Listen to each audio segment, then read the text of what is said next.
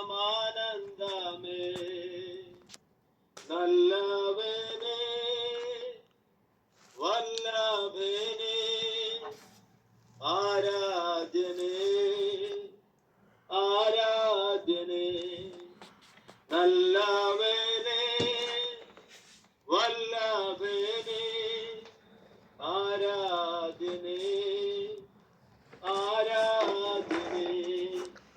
കർത്താവായ യേശുക്രിസ്തുവിന്റെ നിസ്തുല്യമായ തിരുനാമം ഈ സന്ധ്യാവേളയിൽ വാഴ്ത്തപ്പെടുമാറാകട്ടെ. അനുഗ്രഹിക്കപ്പെട്ടതാകുന്ന ഈ നല്ല സമയത്തിനായി കർത്താവിന് സ്തോത്രം ചെയ്യുകയാണ്. ഞാൻ കർത്താവിലേറെ ബഹുമാനിക്കുന്ന സ്നേഹിക്കുന്ന IPC റിവൈവൽ ദുബായ് സഭയുടെ ആത്മനിയോഗിതനായി കഴിഞ്ഞ ഒരു വർഷക്കാലമായിട്ട് ആ സഭയുടെ ശുശ്രൂഷ ഏറ്റെടുത്ത് നിർവഹിക്കുന്ന അനുഗ്രഹീതനാകുന്ന സാമ്പനിച്ചേൽ പാസ്റ്ററെ ഓർത്ത് ദൈവത്തിന് സ്തോത്രം ചെയ്യുന്നു. ഇന്ത്യ പെന്തക്കോസ്ത് ദൈവസഭ നമ്മുടെ കേരള സ്റ്റേറ്റിന്റെ PYPയുടെ അതിശക്തമായ മുന്നേറ്റങ്ങളിൽ മുൻനിരയിൽ നിന്നുകൊണ്ട് പ്രവർത്തിച്ച അനുഗ്രഹിക്കപ്പെട്ട ശക്തനായ കർത്താവിന്റെ ദാസനാണല്ലോ പ്രിയ സാംബാസ്. കർത്താവിന്റെ ദാസനെ ഓർത്ത് ദൈവത്തിന് സ്തോത്രം ചെയ്യുന്നു. ഇങ്ങനെ ഒരു അവസരം എനിക്ക് ലഭിച്ചത് ഓർത്ത് കർത്താവിന് നന്ദിയോടെ മഹത്വം അർപ്പിക്കുകയാണ്. പ്രത്യേകിച്ച് അവിടെ ദുബൈയിലുള്ള കുടുംബങ്ങൾ ഞാനിവിടെ എല്ലാം വീക്ഷിച്ചു. എനിക്കറിയാത്ത ചില കുടുംബങ്ങൾ മാത്രമേ പുതുമുഖങ്ങളായിട്ടുള്ളൂ. ബാക്കിയുള്ള എല്ലാ ദൈവ മക്കളും എനിക്ക് പരിചിതരാണ്. ഞാൻ പേരെടുത്ത് പറഞ്ഞാൽ ഒരുപക്ഷെ നിങ്ങളുടെ ആരുടെയെങ്കിലും പേര് വിട്ടുപോയാൽ അതൊരു മാനസിക പ്രയാസത്തിന് കാരണമായി തീരും. ഞാൻ 2016 എൻ്റെ പ്രിയ സഹോദരൻ ജ്യേഷ്ഠ സഹോദരൻ പ്രിയ മാത്യു തോമസ് അവിടെ ആയിരിക്കുമ്പോൾ 2016 എനിക്ക് അവിടെ കടന്നു വരുവാനും അവിടെ നിങ്ങൾ എന്നെ ഹാർദവമായി സ്വീകരിക്കുകയും എന്നോട് കാണിച്ച വളരെ ആതിഥ്യ മര്യാദകൾ എന്നെ സഹായിച്ചത് ഓർത്ത് നന്ദിയോടെ എല്ലാവർക്കും സ്തോത്രം ചെയ്യുകയാണ്. പ്രത്യേകാൽ അവിടെയുള്ള സാഹചര്യങ്ങൾ അറിയുന്നു. ഞങ്ങളുടെ പ്രാർത്ഥനയിൽ മിഡിൽ ഈസ്റ്റിലുള്ള രാജ്യങ്ങളെ എല്ലാം ഓർത്ത് സഭയായി ഞങ്ങൾ പ്രാർത്ഥിച്ചുകൊണ്ടിരിക്കുന്നു. ധാരാളം ദൈവമക്കളും ധാരാളം ദൈവദാസന്മാരും ഒക്കെ ഇന്ന് പാർക്കുന്ന ഇടങ്ങളാണല്ലോ. കർത്താവ് നിങ്ങളെ ഏവരെയും സൂക്ഷിക്കുവാനും പരിപാലിക്കുവാനും സംരക്ഷിക്കുവാനും ഇടയായി തീരട്ടെ. അതുപോലെ കർത്താവിന്റെ ദാസൻ പാസ്റ്റർ ബിനു ജോസഫ് അവരുകളെയും ഓർത്ത് ദൈവത്തിന് സ്തോത്രം ചെയ്യുകയാണ്. ആ കർത്താവിന്റെ ദാസനെ ദൈവം അനുഗ്രഹിക്കുവാൻ ഇടയായി തീരട്ടെ. എൻ്റെ പ്രിയ സഹോദരൻ ബീച്ച, ഞങ്ങൾ വീട്ടിൽ ബീച്ചാൻ എന്നാണ് വിളിക്കുന്നത്. എന്നെ ഉച്ചയായ സമയത്താണ് ഇങ്ങനെ ഞങ്ങൾ ഇന്നത്തെ ആരാധന സൂമിലൂടെയാണ് എന്ന് പറഞ്ഞ് എനിക്ക് ലിങ്കൊക്കെ ഇട്ട് വരുവാൻ ഇടയായി തീർന്നു. അങ്ങനെയാണ് ഈ സൂം മീറ്റിങ്ങിൽ ജോയിൻ ചെയ്യുവാൻ ഇടയായി തീർന്നു. എനിക്ക് ലഭിക്കപ്പെട്ടിട്ടുള്ള സമയത്തെ ഓർത്ത് സ്തോത്രം ചെയ്യുന്നു. പ്രത്യേകിച്ച് ചില ആഴ്ചകൾക്ക് മുൻപേ അവിടെയുള്ള ദൈവസഭയും കമ്മിറ്റിയും ഒക്കെ എടുത്ത തീരുമാനമനുസരിച്ച് ഇവിടെ മലബാറിനെ സ്നേഹിച്ച് ഇവിടെയുള്ള പ്രവർത്തനങ്ങളെ സഹായിക്കുന്ന കാര്യത്തെക്കുറിച്ച് അറിഞ്ഞ് ഞാൻ 2 കർത്താവിന്റെ ദാസന്മാരെ കുറിച്ച് കർത്താവിന്റെ ദാസൻ ചേട്ടനിലൂടെ അറിയുവാനും ആ കാര്യങ്ങളിൽ തുടർന്ന് നിങ്ങളുടെ സഹായം ഉണ്ടാകുമെന്ന് പ്രതീക്ഷിക്കുന്നു. വളരെ അനുഗ്രഹിക്കപ്പെട്ട ദൈവദാസന്മാരാണ്. IPC പെരിന്തൽമണ്ണ സെന്ററിൽ പ്രവർത്തിക്കുന്ന 2 കർത്താവിന്റെ ദാസന്മാരാണ്.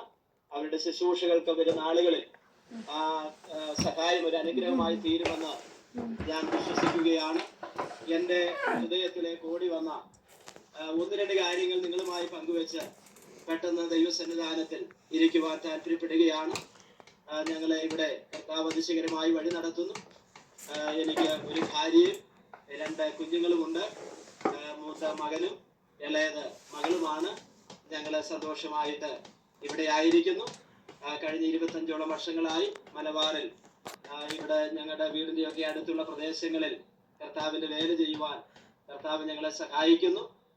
അനേക ആത്മാക്കളെയൊക്കെ നേടുവാനും അനുഗ്രഹിക്കപ്പെട്ട ശുശ്രൂഷകൾ ദൈവത്തിന്റെ കൃപയാൽ ചെയ്തു വരുവാൻ ഇടയായി തീരും. ദൈവമക്കളാകുന്ന അനുഗ്രഹിക്കപ്പെട്ട ദൈവസഭയുടെ പ്രാർത്ഥന ഈ തരുണത്തിൽ ആവശ്യപ്പെടുകയാണ്. ഞാൻ ഒരു ചിന്ത നിങ്ങളുമായി പെട്ടെന്ന് ഓർപ്പിച്ച് ദൈവസന്നിധാനത്തിൽ ഇരിക്കുവാൻ ആഗ്രഹിക്കുന്നു. വെളിപ്പാട് പുസ്തകം 3-ാം അധ്യായത്തിന്റെ 11-ാമത്തെ തിരുവചനം ഇങ്ങനെയാണ് വായിക്കുന്നത്: ഞാൻ വേഗം വരുന്നു, നിന്റെ കിരീടം ആരും എടുക്കാതിരിപ്പാൻ തക്കവണ്ണം നിനക്കുള്ളത് മുറുകെ പിടിച്ചുകൊള്ളുക. വളരെ അനുഗ്രഹിക്കപ്പെട്ട, വളരെ ചിന്തനീയമായിട്ടുള്ള വാക്യമാണ് ഈ 3-ാം അധ്യായത്തിന്റെ 11-ാം വാക്യം എന്ന് പറയുന്നത്. സാധാരണ ക്രൈസ്തവരുടെ ഇടയിൽ തന്നെ ചിലരതിനെ പറയാറുള്ളത് വെളിപാടെന്നൊക്കെ പറഞ്ഞ് നമ്മൾ കേൾക്കാറുണ്ട്. എന്നാൽ വെളിപാടല്ല, വെളിപ്പാടാണെന്ന് രക്ഷിക്കപ്പെട്ട ദൈവമക്കൾക്കറിയാം. മറഞ്ഞിരിക്കുന്നത് മറനീക്കി നൽകി തരുന്നതാണ് ഈ വെളിപ്പാട് പുസ്തകത്തിന്റെ പ്രത്യേകത എന്ന് പറയുന്നത്. ഏകദേശം 10 മൈൽ നീളവും 6 മൈൽ വീതിയുമുള്ള പത്മോസ് എന്ന് പറയുന്ന ഏകാന്തതയിലേക്ക് AD 96 എഴുതപ്പെട്ടതാകുന്ന ഈ വെളിപ്പാട് പുസ്തകത്തിന്റെ ചരിത്രം എന്ന് പറയുന്നത് നമുക്കറിയാം. ഡൊമീഷ്യൻ ചക്രവർത്തി യോഹന്നാൻ അപ്പോസ്തലനെ പത്മോസിലേക്ക് നാടുകടത്തുവാനിടയായി തീർന്നു. മനുഷ്യന്റെ ജീവിതത്തിൽ ഏറ്റവും അവൻ ഭയപ്പെടുന്നതും ആഗ്രഹിക്കാത്തതുമാകുന്ന ഒരു കാര്യമാണ് ഏകാന്തത എന്ന് പറയുന്നത്. എന്നാൽ മനുഷ്യനെ ക്രൂരമായിട്ട് ഉപദ്രവിക്കുക, ഈ ഏകാന്ത തടവിലേക്ക് പറഞ്ഞയച്ചാലും ജീവനോടെ ഇന്ന് വരെ മടങ്ങി വന്നിട്ടില്ല. അങ്ങനെ യോഹന്നാൻ അപ്പോസ്തലൻ പത്മോസിൽ കിടന്ന് പിടഞ്ഞു മരിക്കുന്നത് കാണുവാൻ വേണ്ടി ഡൊമീഷ്യനും അന്നുള്ള റോമാ ഭരണകൂടവും ആഗ്രഹിച്ച് അങ്ങോട്ട് പറഞ്ഞു വിട്ടെങ്കിലും സർവശക്തനാകുന്ന ദൈവം ആ പത്മോസിന്റെ ദ്വീപിൽ ഇറങ്ങി വന്നു എന്നുള്ളതാണ് വെളിപ്പാട് പുസ്തകം നമ്മെ പഠിപ്പിക്കുന്നത്. ആ പത്മോസിൽ കിടന്നുകൊണ്ട് അപ്പോസ്തലനാകുന്ന യോഹന്നാൻ അവൻ ആത്മവിവശതയായിട്ട് സഭകൾക്ക് തന്റെ തൂലികൾ ചലിപ്പിച്ചുകൊണ്ട് ദൂതുകൾ എഴുതുവാനിടയായി തീർന്നു. 7 സഭകൾക്കുള്ള ദൂതുകൾ അവിടെ വെച്ച് യോഹന്നാൻ അപ്പോസ്തലൻ എഴുതുകയാണ്. അങ്ങനെ 6ാമത്തെ സഭയാകുന്ന ഫിലദൽഫിയ സഭയോടുള്ള ദൂതിൽ ഒരു ഭാഗമാണ് നാം ഇവിടെ വായിക്കുവാനിടയായി തീർന്നത്. ഏതെല്ലാം സാഹചര്യങ്ങൾ ജീവിതത്തിൽ കടന്നു വന്നാലും മാനുഷികമായി സഹായിപ്പാൻ കഴിയാത്ത ചില സാഹചര്യങ്ങൾ നമ്മുടെ ക്രിസ്തീയ ജീവിതത്തിൽ കടന്നു വരുവാൻ ഒത്തിരി സാധ്യതകളുള്ള ഒരു ലോകത്താണ് നാം ഓരോരുത്തരും പാർക്കുന്നത്. എന്നാൽ മാനുഷികമായിട്ടുള്ള സഹായങ്ങൾ അസ്ഥാനത്തായി മാറുമ്പോൾ, ആർക്കും നമ്മളെ സഹായിക്കുവാൻ കഴിയാതെ വരുമ്പോൾ അവിടെ ഇറങ്ങി വരുന്ന ഒരു ദൈവമുണ്ടെന്ന് ഇന്ന് പകൽക്കാലം ഈ വെളിപ്പാട് പുസ്തകത്തിലൂടെ നമുക്ക് മനസ്സിലാക്കുവാൻ വേണ്ടി കഴിയും. ഫിലദൽഫിയ ദൈവസഭ സഹോദര സ്നേഹമുള്ള ഒരു സഭയാണ്. എന്നാൽ ആ സഭയോട് ആമേൻ ഇവിടെ യോഹന്നാൻ അപ്പോസ്തലൻ ദൂതെഴുതുകയാണ്. ഞാൻ വേഗം വരുന്നു, നിന്റെ കിരീടം ആരും എടുപ്പാതിരിക്കുവാൻ തക്കവണ്ണം നിനക്കുള്ളത് നീ മുറുകെ പിടിക്കുവാനിടയായി തീരണം. ഒത്തിരി പ്രതിസന്ധികളിലൂടെ കടന്നുപോയിട്ടുള്ളതാണ് ഈ ദൈവസഭ. രോഗങ്ങൾ, സാമ്പത്തിക പ്രതിസന്ധികൾ, കഷ്ടങ്ങൾ, ഭാരങ്ങൾ, പ്രശ്നങ്ങൾ, വെല്ലുവിളികൾ ഈ സഭ നേരിട്ടിട്ടുണ്ടെങ്കിലും അവർ ദൈവത്തിന്റെ നാമത്തിന് വേണ്ടി ശക്തിയോടെ നിലകൊള്ളുവാൻ ഇടയായി തീർന്നു. ലോകത്ത് എവിടെ നോക്കിയാലും ദൈവസഭയ്ക്ക് ആദിമ നൂറ്റാണ്ടിലും ഈ കാലഘട്ടത്തിലും ഉപദ്രവങ്ങളും പ്രതിസന്ധികളും ഒന്നിനു പുറകെ ഒന്നായിട്ട് നേരിട്ടുകൊണ്ടിരിക്കുന്ന ഒരു വല്ലാത്ത കാലത്തിലാണ് നാം ആയിരിക്കുന്നത്.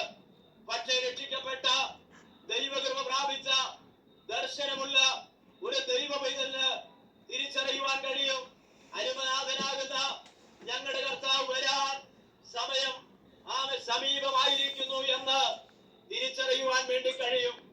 അതുകൊണ്ട് ഇവിടെ പറയുന്നത് ഇങ്ങനെയാണ്. 8ാമത്തെ വാക്യം, ഞാൻ നിന്റെ പ്രവൃത്തി അറിയുന്നു, ഇതാ ഞാൻ നിന്റെ മുൻപിൽ ഒരു വാതിൽ തുറന്നു വെച്ചിരിക്കുന്നു.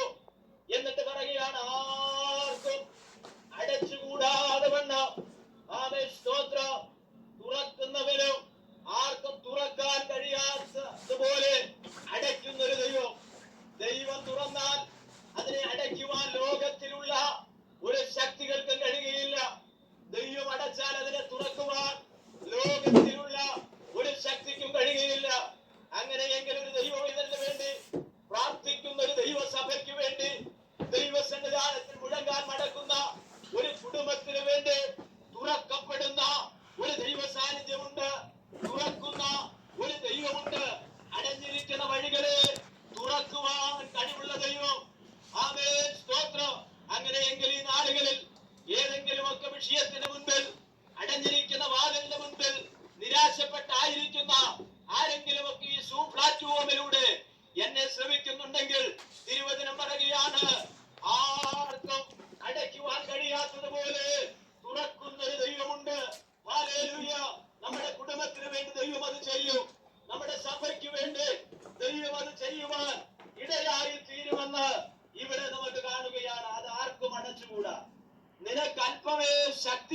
എങ്കിലും രണ്ട് കാര്യങ്ങൾ ആ സഭ എന്ത് ചെയ്യുന്നറിയാമോ? കാത്തു സൂക്ഷിക്കുവാനിടയായി തീർന്നു. ആ സഭയോട് പറയുകയാണ്, നിനക്ക് അല്പമേ ശക്തിയുള്ളൂ. ആമേൻ. എന്നാൽ രണ്ട് കാര്യങ്ങളിൽ നിങ്ങൾ വിശ്വസ്തരായിരുന്നു. പ്രിയമുള്ള ദൈവമക്കളെ, ആമേൻ, നമ്മുടെ കഴിവല്ല, നമ്മുടെ മിടുക്കല്ല, നമ്മുടെ ശക്തിയല്ല, നമ്മുടെ പണത്തിന്റെ മിടുക്കുകൊണ്ടോ സൗന്ദര്യത്തിന്റെ കൂടുതൽ കൊണ്ടോ കുടുംബ മഹിമ കൊണ്ടൊന്നും അല്ലെന്ന് എന്റെ ഈ ചെറിയ ക്രിസ്തീയ ജീവിതത്തിൽ എളിയ ശുശ്രൂഷയിൽ എനിക്ക് മനസ്സിലാക്കുവാൻ കഴിഞ്ഞു. നമ്മെ താങ്ങുന്ന ഒരു ദൈവമുണ്ട്. നിനക്ക് അല്പമേ ശക്തിയുള്ളെങ്കിലും നിന്റെ ശരീരത്തിൽ രോഗമുണ്ടാകാം, നിന്റെ ശരീരം ബലഹീനമായിരിക്കാം, നീ ക്ഷീണിച്ചവരായിരിക്കാം, സാമ്പത്തികമായും മാനസികമായിട്ടും ഒത്തിരി വിചാരങ്ങൾ, ഒത്തിരി വിഷയങ്ങളെ ഓർത്ത് പ്രയാസപ്പെട്ട് മുൻപോട്ട് പോകുന്ന നിന്റെ ജീവിതം അല്പമേ ശക്തിയുള്ളൂ എങ്കിലും നിന്നെ സഹായിക്കുന്ന ഒരു ദൈവമുണ്ട്. സ്തോത്രം. എന്നിട്ട് ഈ സഭയുടെ ഗുണങ്ങൾ രണ്ടെണ്ണം എടുത്തു പറയുകയാണ്. ഒന്നാമത്തെ കാര്യം പറയുകയാണ്, എങ്കിലും നീ എന്റെ വചനം എന്ത് ചെയ്തു? കാത്തു. ഫിലദൽഫിയ ദൈവസഭ ഒത്തിരി പ്രതികൂലത്തിലൂടെ കടന്നുപോയെങ്കിലും അല്പമേ അവർക്ക് ശക്തിയുള്ളൂ എങ്കിലും അവരൊന്നു ചെയ്തു. അവരെ ഏൽപ്പിച്ച ദൈവത്തിന്റെ വചനം അവർ കാത്തു സൂക്ഷിക്കുവാനിടയായി തീർന്നു. പ്രിയമുള്ളവരെ, ലോകത്തിൽ അധികം സ്വാതന്ത്ര്യത്തോടൊന്നും ഇനിയുള്ള കാലങ്ങളിൽ നമുക്ക് മുൻപോട്ട് പോകുവാൻ കഴിയുമെന്ന് തോന്നുന്നില്ല. അങ്ങോട്ടാണ് ലോകത്തിന്റെ കടന്നുപോക്ക്, അങ്ങോട്ടാണ് ഭരണകൂടങ്ങളുടെ നിയമസംഹിതകൾ അവർ ചെയ്തുകൊണ്ടിരിക്കുന്നത്. എന്നാൽ ഒന്ന് പറയാം, അനേക ഭക്തന്മാരുടെ രക്തം ചിന്തിയ ഇതാണ് ദൈവസഭയുടെ അടിസ്ഥാനം എന്ന് പറയുന്നത്. അതിന്റെ അപ്പുറത്ത് ഞാൻ എന്റെ സഭയെ പണിയൂ, പാതാള ഗോപുരങ്ങൾ അതിനെ ജയിക്കുകയില്ല. അപ്പോൾ ഈ ദൈവസഭ എന്തെന്നറിയാമോ? അല്പമേ ശക്തിയുള്ളൂ അവർക്ക്, എങ്കിലും അവർ എന്റെ വചനം എന്ത് ചെയ്തു? കാത്തവരായിരുന്നു. ദൈവവചനത്തെ കാക്കുന്ന, ദൈവവചനത്തിന് വേണ്ടി നിൽക്കുന്നവരുടെ തലമുറകളെ അനുഗ്രഹിക്കുന്ന ഒരു ദൈവമുണ്ട്. സ്തോത്രം. അതങ്ങനെ തന്നെ സംഭവിക്കുവാനിടയായി തീരും. രണ്ടാമത് പറയുകയാണ്, നീ എന്റെ നാമം നിഷേധിച്ചില്ല. എന്റെ നാമത്തെ നിഷേധിച്ച് ഈ വചനം വിട്ട് പിന്മാറ്റവസ്ഥയിലേക്ക് പോകേണ്ട സാഹചര്യങ്ങളും അവർക്ക് കടന്നു വന്നു. പക്ഷേ ആ സാഹചര്യങ്ങൾ അവർ ദൈവത്തിന്റെ നാമം നിഷേധിക്കുവാൻ തയ്യാറായില്ല. പിടിച്ച വചനത്തെ മുറുകെ പിടിച്ചുകൊണ്ട് അവന്റെ നാമത്തിന് വേണ്ടി നിലകൊള്ളുവാനിടയായി തീർന്നു. ഞാനിന്ന് രാവിലെ ഞങ്ങളുടെ ആരാധനയിൽ പറഞ്ഞ കൂട്ടത്തിൽ പറഞ്ഞൊരു കാര്യമുണ്ട്. ദൈവനാമത്തിന് വേണ്ടി എത്രത്തോളം നാം ചെറുതാകുവാൻ പറ്റുമോ അത്രത്തോളം നാം താഴോട്ട് ചെറുതാകുവാനിടയായി തീർന്ന അത് നമ്മുടെ ഉയർച്ചയുടെ ഒന്നാമത്തെ പടിയായിരിക്കും. എന്താ കാരണം? നമ്മുടെ അരുമനാഥനാകുന്ന കർത്താവ് സ്വർഗീയ മഹിമകളെ വെടിഞ്ഞുകൊണ്ട് ഈ താണലോകത്തിലേക്ക് വന്നത് എത്രത്തോളം തനിക്ക് ചെറുതാകുവാൻ കഴിയുമോ, ഒന്നുകൂടെ പറഞ്ഞാൽ കന്യകയാകുന്ന ഒരു മറിയുടെ ഉദരത്തിൽ ഒതുങ്ങുവാൻ യേശു തയ്യാറായി. അതുകൊണ്ട് എന്താ സംഭവിച്ചത്? മാനവജാതിക്ക് ഉണ്ടാകുവാനുള്ള രക്ഷ കൈവശമാക്കുവാൻ, സ്വായത്തമാക്കുവാനിടയായി തീർന്നു. യേശു സ്വർഗീയ മഹിമകളെ വിട്ട് ഈ താണലോകത്തിലേക്ക് വന്ന് കേവലം ഒരു സ്ത്രീയുടെ ഉദരത്തിൽ ഒതുങ്ങുവാൻ തയ്യാറായപ്പോൾ മാനവജാതിക്ക് അത് രക്ഷയായിട്ട് വ്യാപരിക്കുവാനിടയായി തീർന്നു. സ്തോത്രം. അവ നോക്കൂ, ഇവിടെ പറയുകയാണ്, അവരെന്റെ നാമത്തെ നിഷേധിച്ചില്ല. അവ രണ്ട് കാര്യങ്ങളാണ്. ഒന്ന്, അവർക്ക് അല്പമേ ശക്തിയുള്ളൂ എങ്കിലും എന്റെ വചനം അവർ കാത്തു, എന്റെ നാമം അവർ എന്ത് ചെയ്തില്ല? നിഷേധിച്ചില്ല. സംഭവിച്ചതും സംഭവിച്ചുകൊണ്ടിരിക്കുന്നതും സംഭവിക്കുവാൻ പോകുന്നതുമായിട്ടുള്ള പ്രവചനങ്ങൾ കൊണ്ട് നിറഞ്ഞിരിക്കുന്നതാണ് ഈ വെളിപ്പാട് പുസ്തകം എന്ന് പറയുന്നത്. യോഹന്നാന്റെ മരണത്തിന് വേണ്ടിയാണ്, യോഹന്നാന്റെ തകർച്ചയ്ക്ക് വേണ്ടിയാണ് പത്മോസിലേക്ക് പറഞ്ഞു വിട്ടതെങ്കിലും ദൈവസഭയ്ക്ക് ഉണ്ടാകുവാൻ പോകുന്ന അനുഗ്രഹങ്ങളെ പറ്റി മറ നീക്കി കാണിക്കുവാൻ ദൈവം ആ സാഹചര്യത്തെ ഉപയോഗിക്കുവാനിടയായി തീർന്നു. ജീവിതത്തിൽ വരുന്ന ചെറുതാകാം വലുതാകാം, പ്രതികൂലമാകാം അനുകൂലമാകുന്ന സാഹചര്യങ്ങൾ അത് ദൈവനാമത്തിന്റെ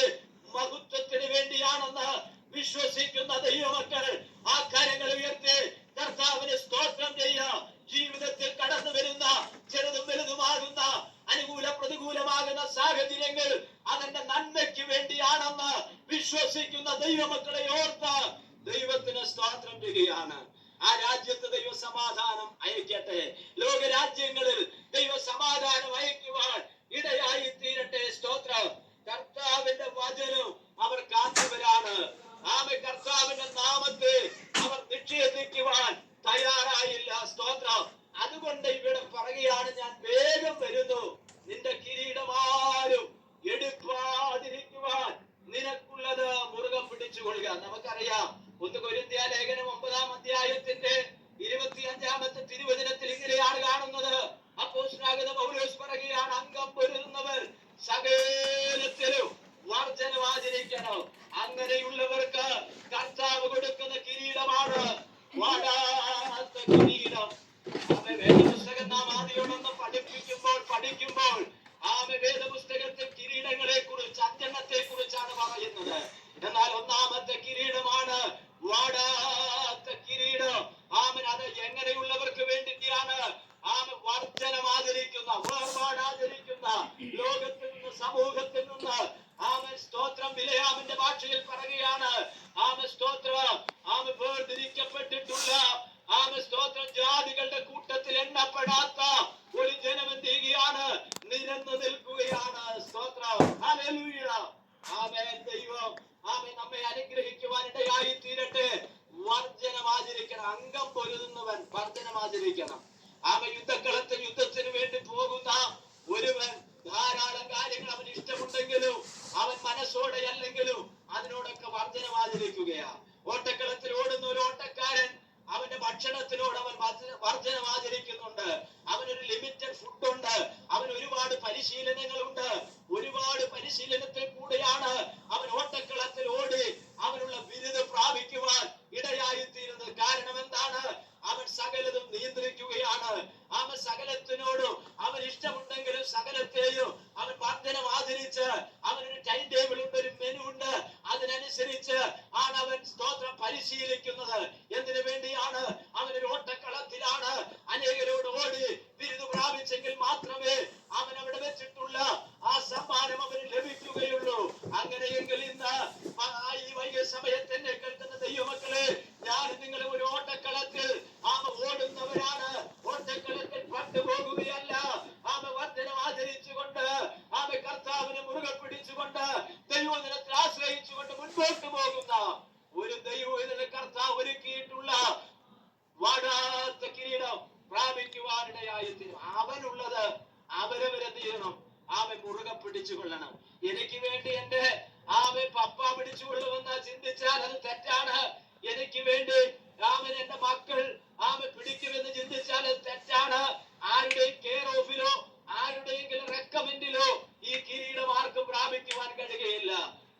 നിത്യത റെക്കമെന്റ് കൊണ്ട് ലഭിക്കുന്നതല്ല. വ്യക്തിപരമായിട്ടുള്ള ആത്മരക്ഷയുടെ അടിസ്ഥാനത്തിലാണല്ലോ ദൈവം അത് ക്രമീകരിച്ച് വെച്ചിട്ടുള്ളത്. ഞാനിവിടെ നിർത്തുകയാണ്. സമയം മുൻപോട്ട് പോവുകയാണല്ലോ. രണ്ടാമത്തത് പ്രശംസയുടെ കിരീടമാണ്. എന്താണ് കാരണം? സ്തോത്രം. ആത്മാക്കളെ നേടുന്നവർക്കുള്ളതാണ് ഈ പ്രശംസയുടെ കിരീടം. ആയതുകൊണ്ട് നാം ഒരു വിശ്വാസിയായി മാത്രം തുടരുക എന്നതിനേക്കാൾ അപ്പുറമായിട്ട് ഒരു ശിക്ഷനായിട്ട് മുൻപോട്ട് പോകണം. ശിക്ഷന്റെ ഉത്തരവാദിത്വം എന്താണ്? ആത്മാക്കളെ നേടുക എന്നുള്ളതാണ്. ആത്മാക്കളെ നേടുന്ന ദൈവദാസന്മാർക്ക്, ആത്മാക്കളെ നേടുന്ന ദൈവമക്കൾക്ക്, ആത്മാക്കളെ നേടുന്ന പ്രാർത്ഥിക്കുന്നവർക്ക് ദൈവം ഒരുക്കിയിട്ടുള്ളതാണ് പ്രശംസയുടെ കിരീടം. എന്താണ്? ഒന്ന് ദൈവത്തിന്റെ കൽപ്പനയാണ്. 2 ദൈവത്തിന്റെ തിരുഹൃദയത്തിലെ ആഗ്രഹമാണ്.